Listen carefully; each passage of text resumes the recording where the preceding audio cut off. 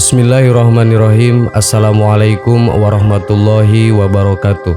Sahabat yang beriman, Dajjal merupakan sosok eskatologi Islam yang dilaknat Allah dan akan muncul pada akhir zaman. Dalam sebuah hadis dijelaskan bahwa pada saat kemunculannya, ia akan mengaku sebagai Tuhan pemilik surga dan neraka. Nantinya Dajjal akan memasuki semua negeri dengan membawa kerusakan, kecuali Mekah dan Madinah. Kehadirannya menjadi puncak dari munculnya fitnah paling besar dan mengerikan di muka bumi. Setiap orang tidak akan mampu terhindar dari fitnahnya kecuali mereka yang teguh hatinya beriman kepada Allah Subhanahu wa Ta'ala. Ternyata sebelum kemunculannya ke muka bumi, para pengikut Dajjal sudah mempersiapkan diri dan menghimpun koloni. Mereka yang tergabung adalah orang-orang yang disenangi Dajjal. Ternyata tanpa disadari beberapa golongan manusia ini sudah ditandai oleh Dajjal, sehingga pada kemunculannya nanti dengan mudah Dajjal menemukan golongan ini. Siapa saja mereka? Berikut ringkasannya. 1. Orang yang mengacuhkan seruan azan. Azan merupakan panggilan Allah Subhanahu wa Ta'ala kepada umat muslim untuk melaksanakan sholat. Dalam sehari, muazin mengumandangkan 5 kali azan sesuai dengan jumlah sholat sehari semalam. Azan adalah ujian keimanan bagi seorang mukmin. Ketika panggilan Allah Subhanahu wa Ta'ala ini diabaikan, maka golongan ini akan dengan mudah melanggar larangan-larangan lainnya. Mengingat sholat merupakan kewajiban utama seorang mukmin dan amalan yang dihisab pertama kali, sehingga siapa yang dengan mudah mengacuhkan akan sangat disenangi oleh Dajjal. Karena hakikatnya Dajjal akan menghuni neraka, sehingga mereka yang melanggar perintah Allah akan bersama Dajjal ikut ke neraka. 2. Tidak peduli dengan rencana Dajjal. Dajjal tidak serta-merta datang begitu saja. Ia sudah ditakdirkan oleh Allah Subhanahu wa Ta'ala hadir ke muka bumi untuk membuat kerusakan. Dajjal juga dibekali dengan kekuatan yang datang langsung dari Allah. Hal inilah yang membuatnya mampu bertindak layaknya Tuhan karena bisa memiliki segalanya. Meskipun kekuatan tersebut hanya sedemikian kecil dari kekuatan maha dahsyat dari Allah Subhanahu wa Ta'ala. Ya Rob, berikanlah aku kemampuan untuk menurunkan hujan, menghidupkan orang yang sudah mati, menyembuhkan penyakit yang ada di dunia, menyuburkan tanaman dan memperlihatkan surga dan neraka kepada manusia kelak. Yang sesungguhnya surgaku adalah nerakamu dan nerakaku adalah surgamu. Ya Rob, agar aku bisa menguji keimanan manusia kelak. Meski sudah dijelaskan bahwa rencana Dajjal begitu dahsyat terhadap kerusakan umat, namun ada saja orang-orang yang tidak peduli dengan rencana tersebut. Mereka tidak mempersiapkan diri atau sekedar berdoa agar di masa hidupnya tidak pernah bertemu dengan Dajjal. Golongan inilah yang kemudian ditandai Dajjal sebagai bagian dari manusia yang disukainya. 2 golongan tadi sering terjadi pada saat ini, namun tidak menyadari bahwa mereka tidak merasa ditandai oleh Dajjal. Mereka disenangi Dajjal karena menjauhkan diri dari Allah serta tidak percaya terhadap apa yang sudah dijelaskan oleh Rasul-Nya.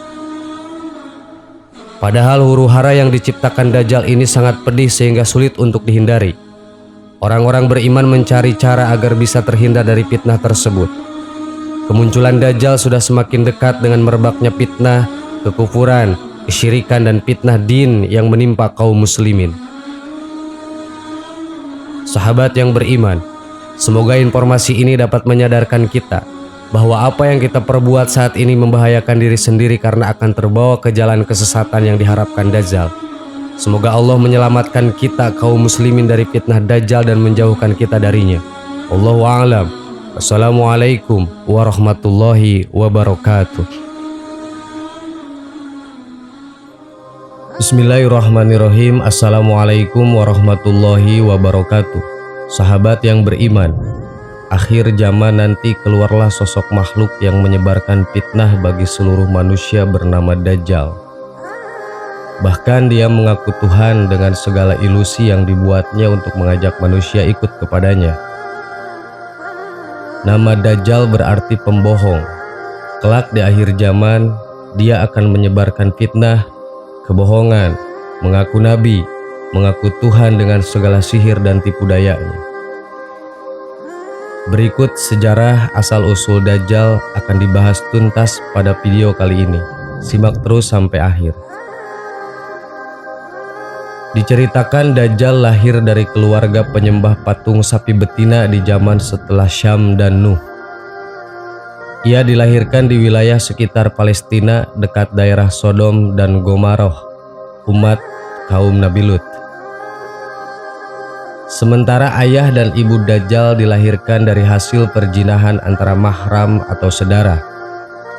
Adapun ciri-ciri ayah Dajjal, yaitu berbadan tinggi, gemuk, dan memiliki hidung seperti paruh burung.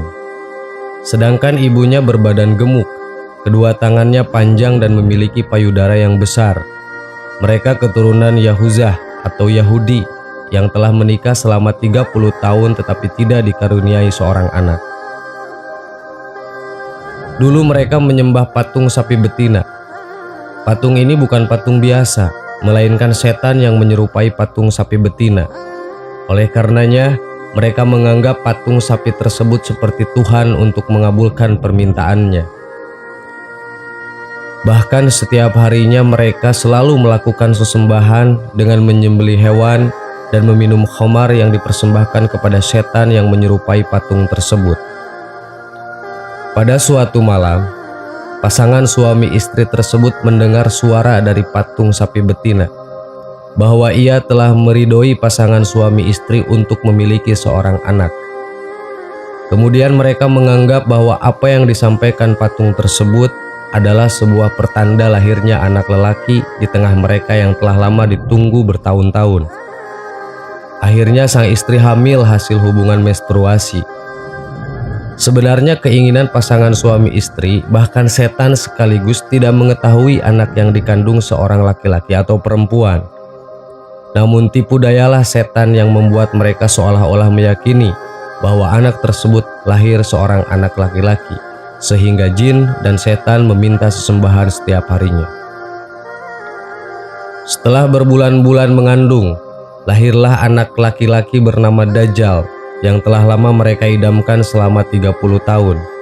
Tetapi anak baru lahir tersebut cacat sebelah matanya. Bahkan sang bayi selalu tidur siang dan malam sehingga jarang menghisap air susu ibunya. Hal inilah membuat orang tua Dajjal kesusahan dan menderita. Adapun kesialan yang dialami orang tua Dajjal, yaitu meninggalnya sang ibu akibat penyakit keracunan sebab tertahan air susunya. Rasulullah SAW bersabda, "Anak itu sangat membahayakan kedua orang tuanya dan umat manusia."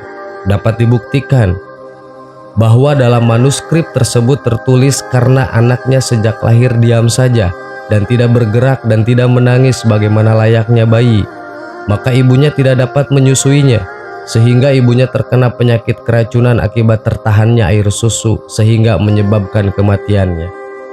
Sedangkan sang ayah, dia diusir dari desa setelah dia mengakui kesalahannya, sebab tak kuat menahan kurungan dan siksaan di dalam penjara oleh hakim kota. Pengakuan tersebut melihat Dajjal tidur di dekat patung-patung berhala yang dianggap sebagai anak keberuntungan. Namun sang hakim menyangkal dan mengatakan bahwa hal tersebut hanyalah tipu daya dan rekayasa semata. Akhirnya Dajjal diambil oleh hakim kota untuk dirawat di dalam istana. Namun selang 1-2 bulan, wilayah yang ditempati Dajjal mengalami kerusakan sampai luluh lantah. Kemudian Allah memerintahkan Jibril untuk menolong Dajjal, lalu meletakkan ia di pulau terpencil yang dikelilingi lautan luas yang dikenal dengan Laut Yaman. Pulau tersebut dihuni hewan mengerikan dan berbulu tebal. Hewan tersebut dikenal sebagai Al-Jassasa, hewan yang menemani Dajjal sampai dia dibebaskan dari rantai besar yang menggelunggunya pada akhir zaman nanti. "Hei Jibril, anak itu adalah hambaku, tetapi di akhir zaman ia akan mengaku sebagai Tuhan yang disembah di muka bumi. Aku akan mengutus hambaku yang lain untuk menyiksanya dengan siksaan pedih dan akan membunuhnya pada suatu saat tertentu yang tidak akan diingkari oleh hambaku. Orang tersebut adalah seorang nabi yang diutus pada suatu masa, dan ia menjadi wali tanpa wahyu pada menjelang akhir zaman." Hadis riwayat Alim Haidar bin Arif Billah Abdullah bin Salam bin Syar. Bahkan dia dari dulu sampai sekarang, Dajjal dalam kondisi tidur setiap hari setiap malam layaknya pemilik guha. Sampai nanti Allah membebaskan dan mengeluarkan Dajjal ke dunia untuk menyebar tipu daya dan kesyirikan kepada seluruh manusia di muka bumi. Sahabat yang beriman, itulah sejarah asal-usul Dajjal. Semoga kita semua terhindar dari fitnah Dajjal. Amin. Wallahu a'lam. Wassalamualaikum warahmatullahi wabarakatuh.